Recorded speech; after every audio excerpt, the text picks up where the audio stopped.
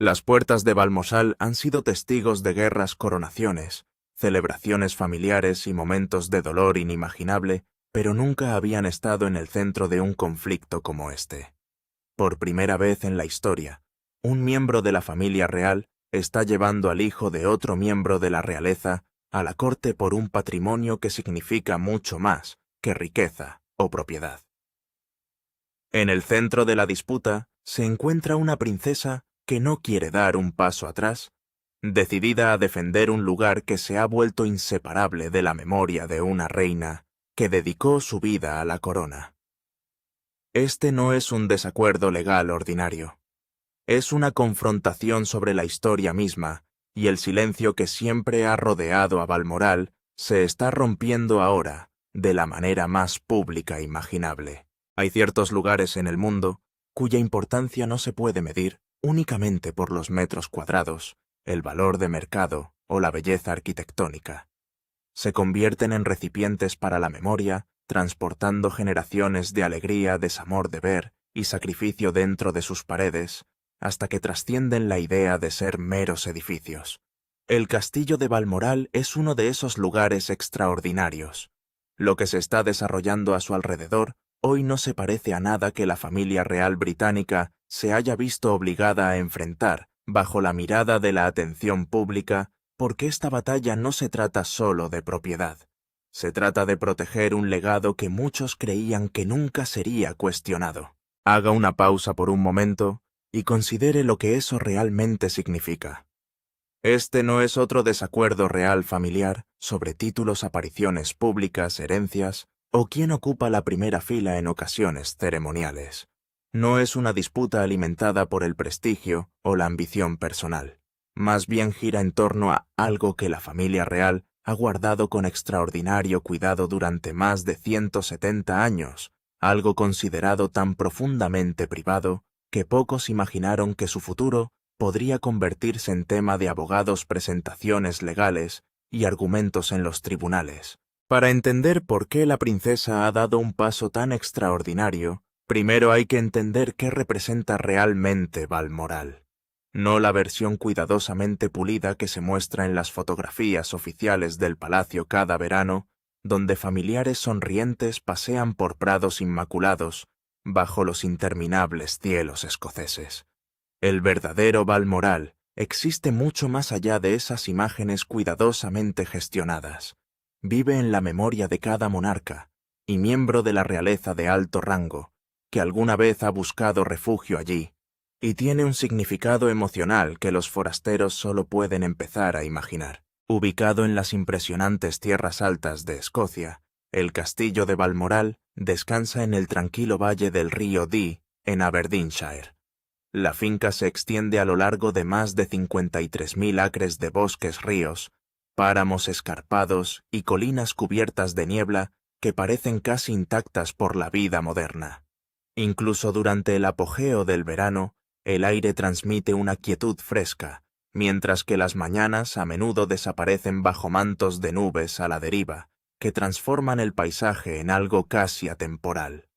Es un lugar donde el silencio parece natural, y durante generaciones ese silencio ha sido protegido tan ferozmente como cualquier tradición real. La historia de Balmoral comenzó en 1852, cuando el príncipe Alberto compró la propiedad para la reina Victoria. Creía que aquellas remotas colinas de las Highlands podrían ofrecerle a su esposa algo que ningún palacio de Londres jamás podría ofrecer: privacidad genuina, tranquilidad y una preciosa distancia de las implacables exigencias de la monarquía. Victoria se enamoró de la finca casi de inmediato y la describió cariñosamente como su querido paraíso. A partir de ese momento, Balmoral dejó de ser una simple residencia real más para convertirse en algo infinitamente más personal, entretejido directamente en la identidad de la propia familia. Esa distinción siempre ha sido enormemente importante. A diferencia del Palacio de Buckingham o el Castillo de Windsor, Balmoral no pertenece al Estado, al Crown Estate ni al Parlamento. Nunca ha funcionado como una institución pública gestionada por comités o departamentos gubernamentales.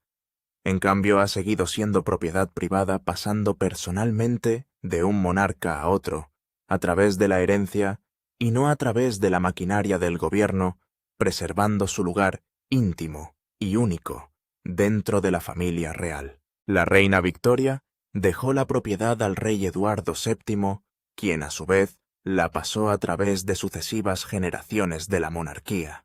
El rey Jorge V lo heredó, seguido por el rey Jorge VI, antes de que finalmente se convirtiera en el preciado santuario de la reina Isabel II en 1952, el mismo año en que ella ascendió al trono tras la muerte de su padre.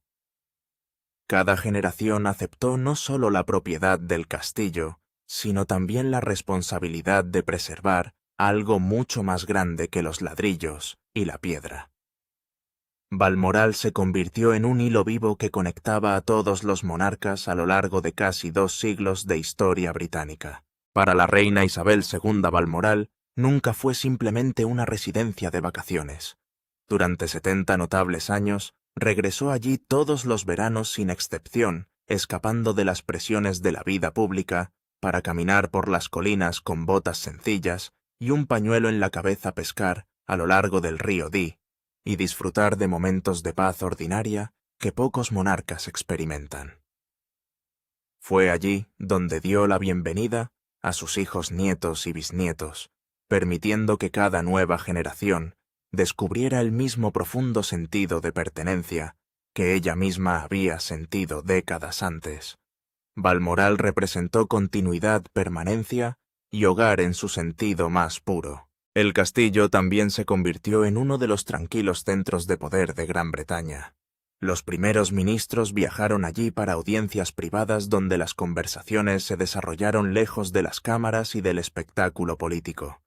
Se discutían decisiones importantes en salones cuyas paredes habían absorbido generaciones de historia real, mientras el paisaje circundante recordaba a los visitantes que la monarquía existía dentro de una tradición que se extendía mucho más allá de la duración de cualquier gobierno en particular.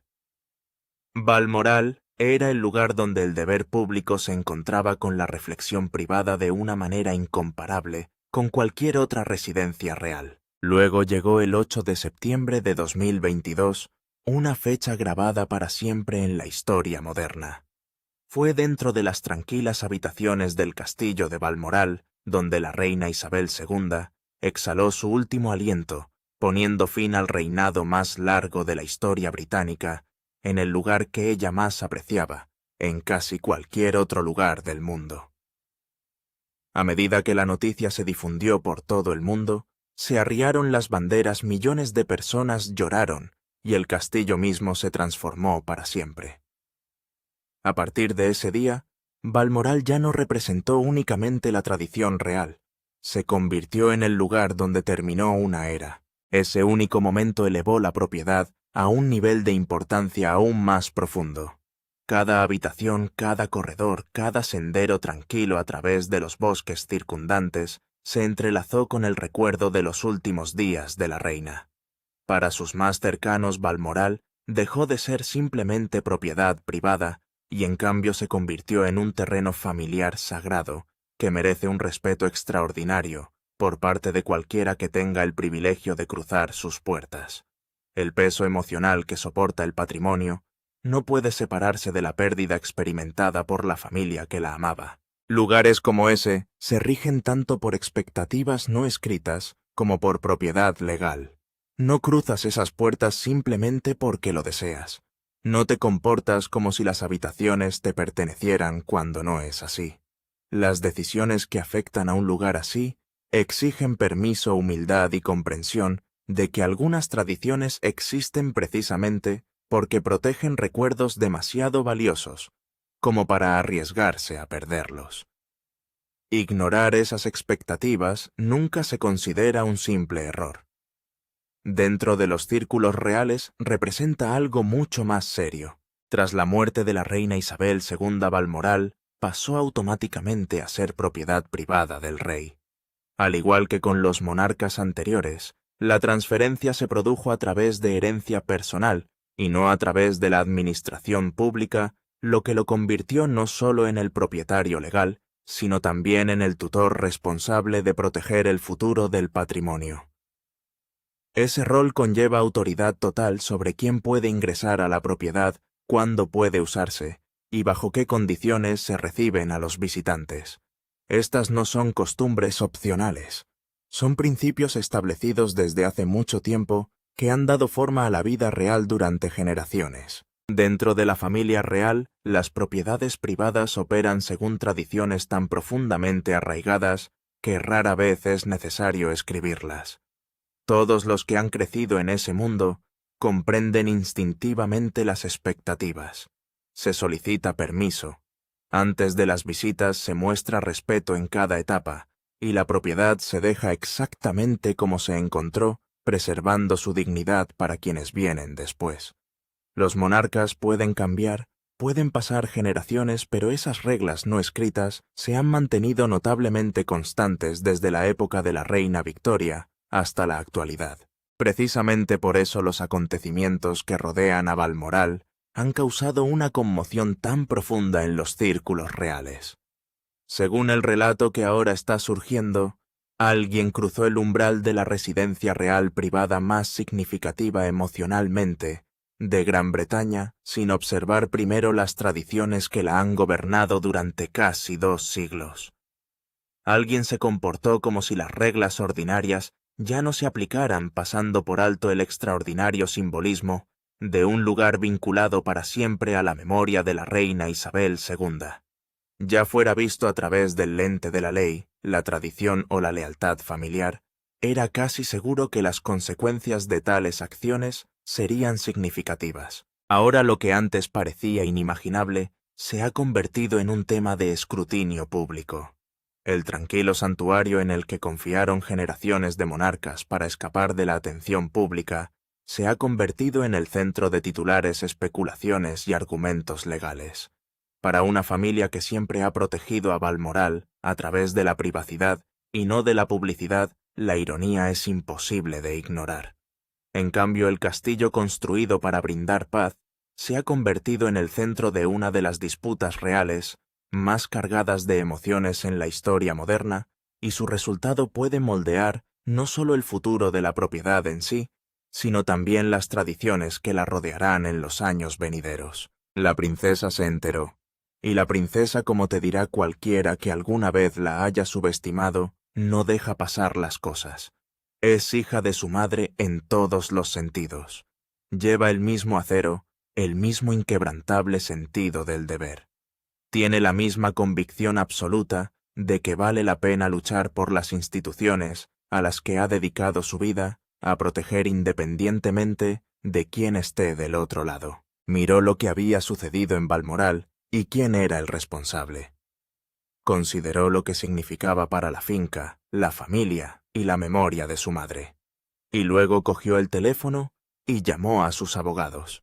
Lo que hizo el hijo de la reina consorte dentro de Balmoral y cómo lo descubrió la princesa es una historia que el palacio habría dado casi cualquier cosa por mantener silencio. No lo lograron. Lo que hizo el hijo de la reina consorte.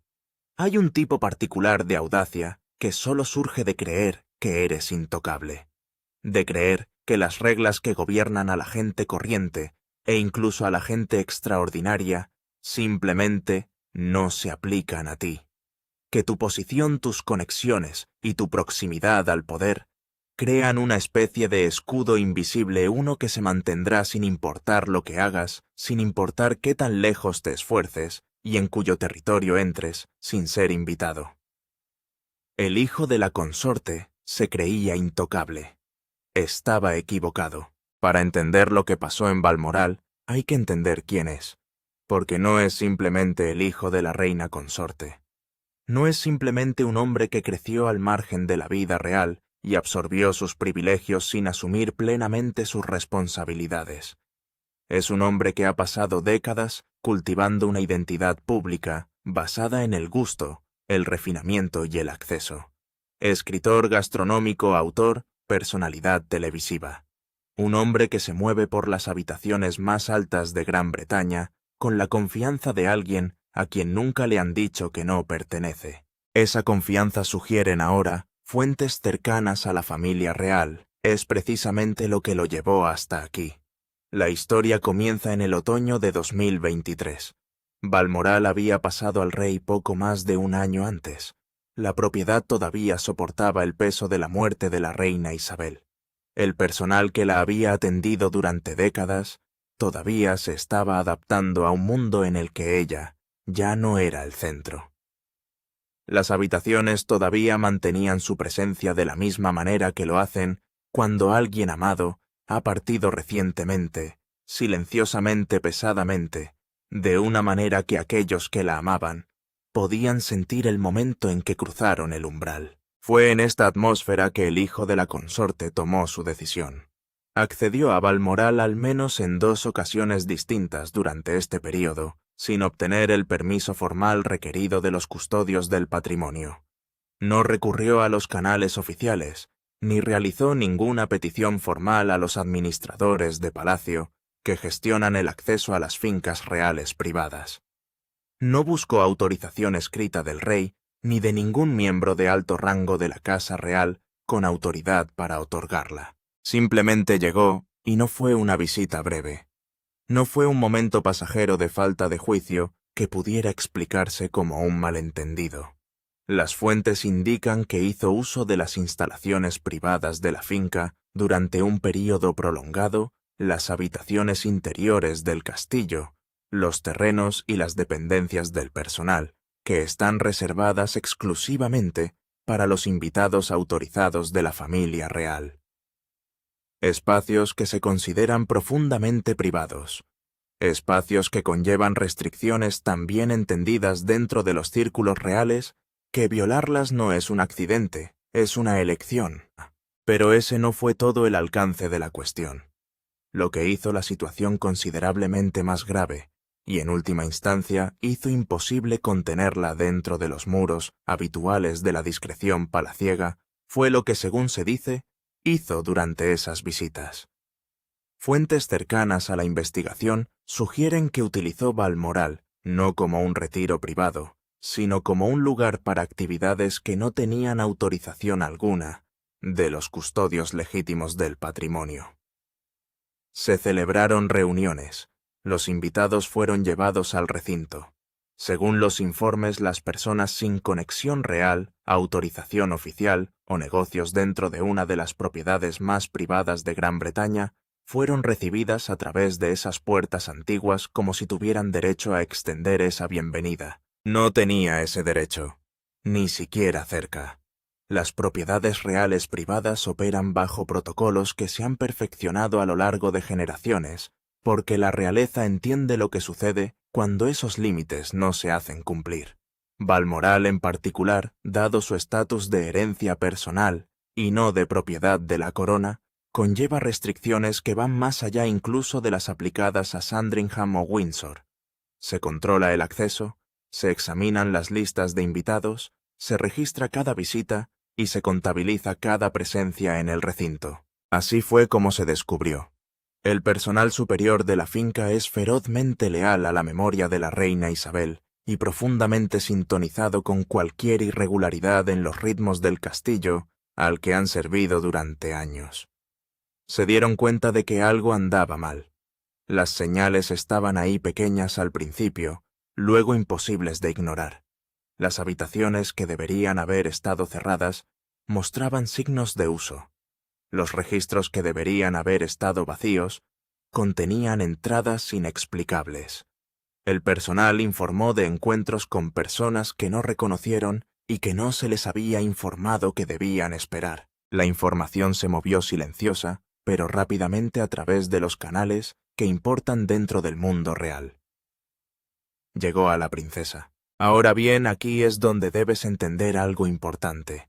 Inmediatamente después de la muerte de la reina Isabel, dentro de la familia, se entendió que Balmoral sería tratado con especial sensibilidad. No fue simplemente una herencia, era un memorial, un acto continuo de respeto hacia la mujer que lo había amado por encima de casi cualquier otro lugar del mundo. Los altos miembros de la realeza habían acordado en privado, sin necesidad de ponerlo por escrito, que se abordaría la propiedad con reverencia durante el período de duelo y transición. Al parecer, el hijo de la consorte lo sabía. Había estado presente en suficientes reuniones familiares y conversaciones privadas. Ya tenía suficientes entendimientos silenciosos que existían entre las personas en ese mundo para saber exactamente qué representaba Balmoral y exactamente qué se esperaba de aquellos a quienes se les concedía acceso a él. Y procedió de todos modos. Las fuentes dicen que cuando comenzó a emerger la imagen completa de lo ocurrido, la reacción dentro del círculo real interno no fue simplemente de ira. Era algo más frío que la ira, algo más preciso. Era la furia particular que surge al ver a alguien bien tratar descuidadamente un objeto sagrado. Desde ver a alguien mirar un lugar por el que su familia ha sangrado afligido y amado durante más de 170 años, y decidir que su conveniencia importa más que su dignidad. Hubo quienes en el palacio aconsejaron precaución. Siempre los hay.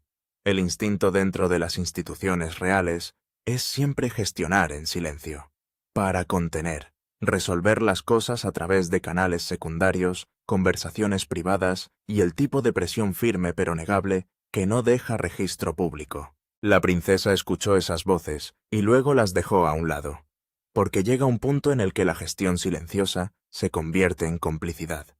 Hay un punto en el que proteger la institución significa negarse a permitir que una violación de la misma quede sin respuesta. Un punto en el que el único lenguaje que tiene suficiente uso es el lenguaje de la ley. La princesa llegó a ese punto y en el momento en que lo hizo, todo cambió. Lo que la llevó a tomar esa decisión y lo que revela sobre quién es ella, realmente es una historia que la familia real no esperaba que se hiciera pública. Pero así fue. La princesa da un paso adelante. Hay una razón por la que el público británico siempre ha confiado en la princesa por encima de casi cualquier otro miembro de la familia real. No es su título ni su proximidad al trono, ni tampoco la imagen pública cuidadosamente administrada que la maquinaria palaciega produce para la mayoría de los miembros de la realeza. Es algo mucho más simple y mucho más raro que cualquiera de esas cosas, el hecho de que ella quiere decir lo que dice cada vez. Nació el 15 de agosto de 1950, la segunda hija de la reina Isabel II y el príncipe Felipe duque de Edimburgo.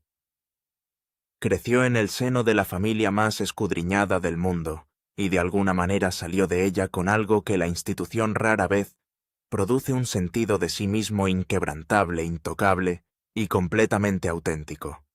Ella no juega, no habla con el lenguaje cuidadoso y acolchonado de la diplomacia palaciega cuando las palabras directas serán más útiles. No sonríe ante las cosas que merecen ser confrontadas, y no abandona una pelea simplemente porque la pelea es incómoda. Quienes la conocen bien la describen en términos notablemente consistentes: formidable, precisa, leal hasta el extremo, cuando la lealtad es merecida, y absolutamente inamovible cuando ha decidido que algo anda mal. Ha decidido que algo anda mal. Para entender por qué ella es quien lidera esta carga, hay que entender su relación con Balmoral, porque no se trata simplemente de la relación de un miembro de la realeza con un patrimonio familiar.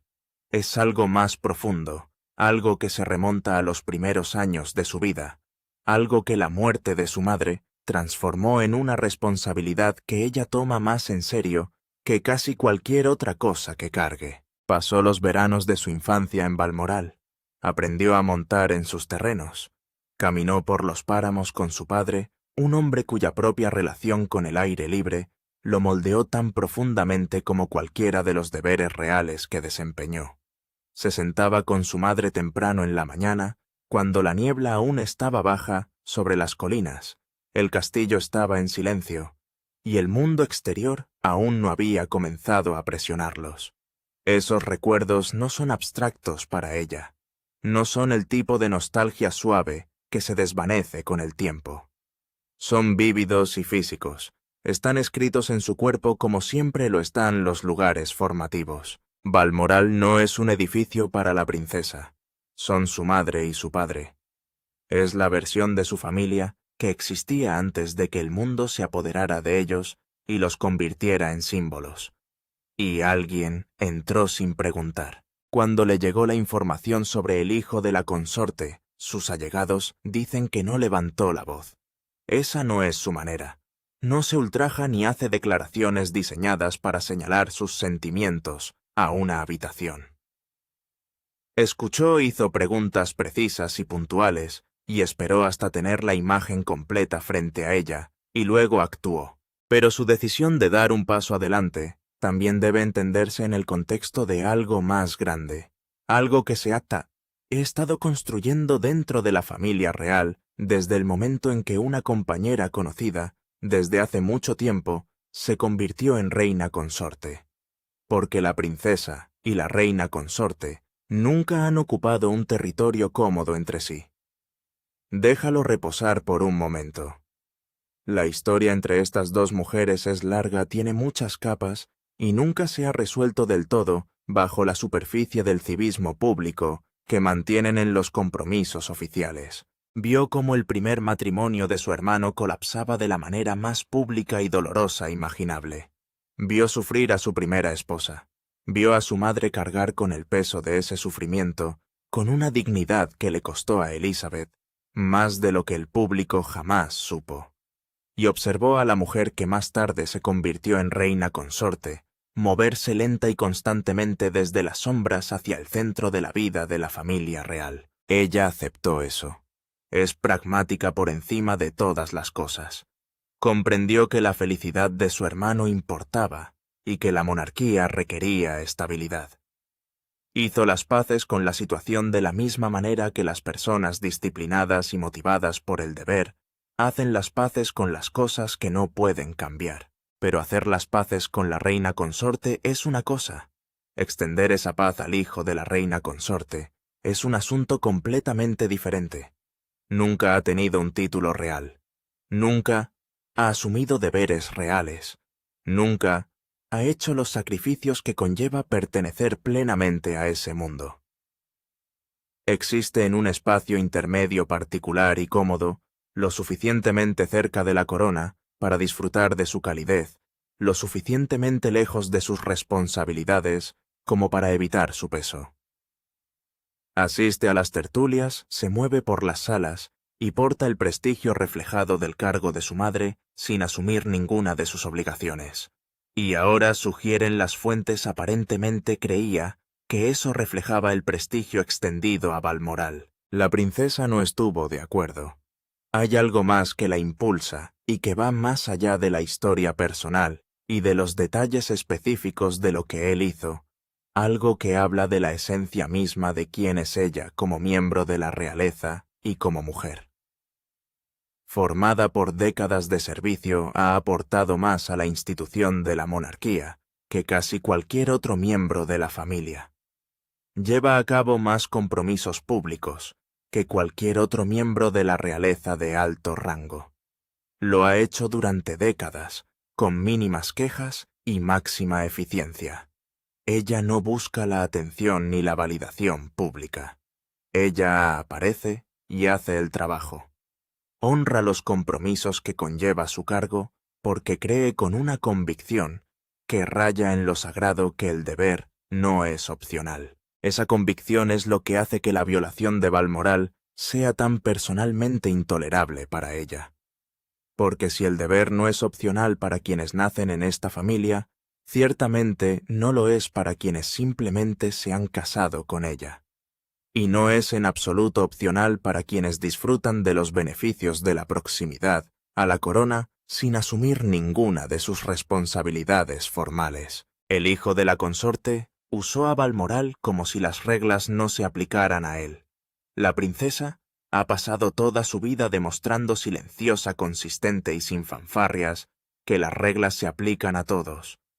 La colisión entre esas dos posiciones siempre iba a ser explosiva. Sucedió una mañana gris a principios de 2024. Recibió un informe detallado del administrador principal de la finca. La sesión informativa expuso la secuencia completa de los acontecimientos, las visitas, los invitados no autorizados y el uso de instalaciones restringidas. la ausencia total de cualquier solicitud formal de permiso. Leyó cada palabra y dejó el documento sobre el escritorio frente a ella. Ella cogió el teléfono. No llamar a la reina consorte ni al rey. No buscar el consejo de los consejeros de palacio, quienes inevitablemente recomendarían cautela, discreción y el camino de menor resistencia. Llamó a sus abogados, y a partir de ese momento, el asunto dejó de ser un problema familiar que debía gestionarse a puerta cerrada. Era un asunto legal con consecuencias y una sala de audiencias con un día de ajuste de cuentas que ninguna influencia real o protección materna podría evitar. El hijo de la consorte estaba a punto de descubrir lo que significa cruzar una línea delante de una mujer que lleva toda su vida defendiéndolos. Lo que sucedió cuando comenzaron los procedimientos legales y cómo el palacio se apresuró a contener las consecuencias es una historia que lo cambia todo. La sala del tribunal y la corona. Hay cosas que la familia real británica haría casi cualquier cosa para evitar. El escándalo público es uno de ellos. El conflicto familiar abierto es otro. Pero por encima de ambos, por encima de casi todos los demás temores institucionales que conlleva el palacio, está esto, una sala de audiencias. Porque una sala de audiencias no tiene lealtad hacia nadie. No le importan los títulos, los linajes o la imagen cuidadosamente construida de una familia que ha pasado siglos presentándose como la columna vertebral moral de una nación. Un tribunal exige una cosa y solo una la verdad. Cuando la princesa ordenó a su equipo legal que procediera con una acción formal contra el hijo de la consorte, la respuesta del palacio fue inmediata. Alarma seguida de una presión urgente y silenciosa para hacer desaparecer todo el asunto antes de que llegara a la conciencia pública. Los cortesanos de alto rango se acercaron a través de canales clandestinos. La maquinaria de control de daños del palacio empezó a funcionar con practicada eficiencia. Se movía demasiado lento. Había anticipado cada intento de hacerla retroceder. Había escuchado los argumentos antes de que quienes los formulaban terminaran de formar las frases «piensa en la institución, piensa en el rey y en lo que esto le hace a la familia». Sopesó cada argumento con la fría precisión de una mujer que ha pasado más de 7 décadas entendiendo exactamente lo que requiere la monarquía. Su conclusión fue firme: la institución era precisamente la razón por la que ella estaba actuando. El procedimiento judicial se presentó en la primavera de 2024. La demanda era específica e inequívoca: acceso no autorizado a una propiedad real privada. Incumplimiento de los protocolos establecidos que regulan el uso del inmueble. La presentación nombraba explícitamente al hijo de la consorte, citaba ocasiones específicas de entrada no autorizada y hacía referencia a la presencia de personas no autorizadas en terrenos restringidos. El documento era preciso, detallado, demoledor. Contrató asesoramiento legal a los pocos días. Su equipo avanzó una posición basada en un argumento central que el estatus de su madre como reina consorte le otorgaba derechos implícitos de acceso a Balmoral como parte de la familia real extendida. Fue un argumento audaz. También fue un error de cálculo catastrófico, porque en el momento en que esa posición fue presentada formalmente, se abrieron implicaciones que el palacio no tenía ningún interés en considerar. La sugerencia de que los hijos adultos de una reina consorte tuvieran derechos inherentes a propiedades reales privadas era algo que todos los asesores legales de la Gran Bretaña real entendían que era completamente insostenible. Su equipo legal lo desmanteló sin ceremonia. Se produjeron registros de la propiedad. Los registros de acceso se presentaron ante el tribunal con claridad forense. Se documentó y presentó sin ambigüedades la total ausencia de cualquier solicitud formal, autorización escrita o cualquier comunicación a través de los canales oficiales que existen precisamente para este propósito. La posición de la reina consorte fue uno de los aspectos más observados de toda la situación. Las fuentes la describen como privadamente devastada, no simplemente por el proceso legal, sino por la velocidad con la que un asunto familiar se volvió público. Cada aparición pública durante este período fue calibrada para proyectar compostura y normalidad. Detrás de esa imagen, dicen las fuentes, nada era normal. El rey se encontró en una situación de dificultad casi insoportable. Su hermana de un lado, el hijo de su esposa del otro. Personas cercanas a él dicen que no hizo ningún movimiento para detener el proceso. Ese silencio fue su propia respuesta. Llegó la fecha de la corte.